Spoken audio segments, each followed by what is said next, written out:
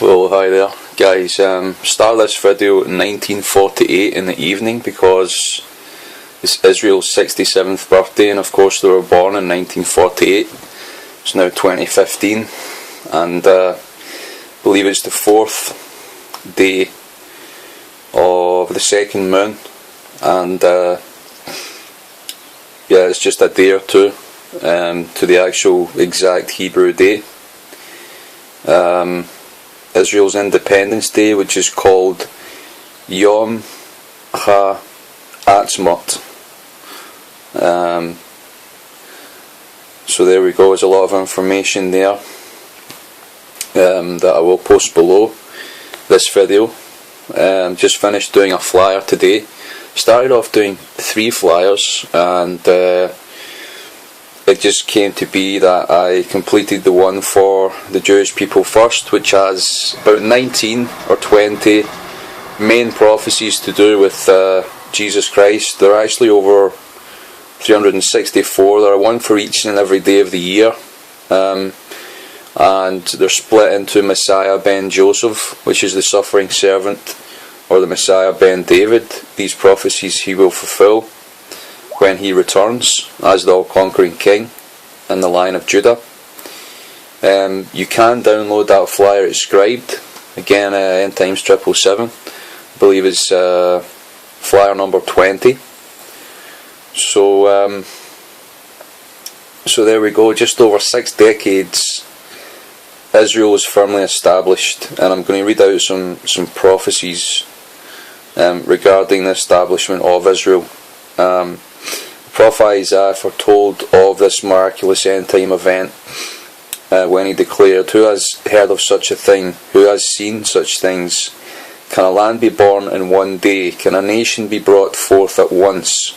As soon as Zion travailed, she also brought forth her sons." Isaiah 66:8. Okay. Now the last chapter in Isaiah, which is Isaiah 66, talks about basically the last days of man. There are many prophecies in the Bible. The Jewish people still have to be born again. They still have to accept their Messiah. Even though that was a prophecy of the physical land of Israel, Jews still have to be born again. They still have to find out who their true Messiah is in order for them to not only just go to heaven, but as Paul says, when the nation of Israel is evangelized in the last days, it will be life from the dead. That God is going to use these end-time Jewish people to do many, many miraculous things, not just in the land of Israel, but I'm quite certain around the world, until Yeshua comes back and sets up his kingdom. And when the disciples asked Yeshua these things, when will these things be? He said, it's not for you to know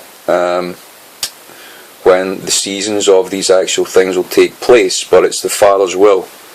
So the Father has appointed a time for all things, and as we know as believers, as real born again believers in the Messiah, that Jesus fulfilled all the Jewish feast days, and that's included in the flyer as well. It talks about Mary getting pregnant during Kislev, which is the time in the Jewish year referred to when they have the Feast of Lights, which is Hanukkah. And that would mean that Jesus would be born on the Feast of Tabernacles, and not at any pagan festivals, because Christ had to fulfill the law. Remember, this is a prophecy that many Christians give, that Christ came to fulfill the law, and then they turn around and say that he was born on a pagan festival, and he was circumcised on a Roman New Year, which is really quite something. How can anyone say that the Messiah has fulfilled the law when they don't actually understand that Christ had to be born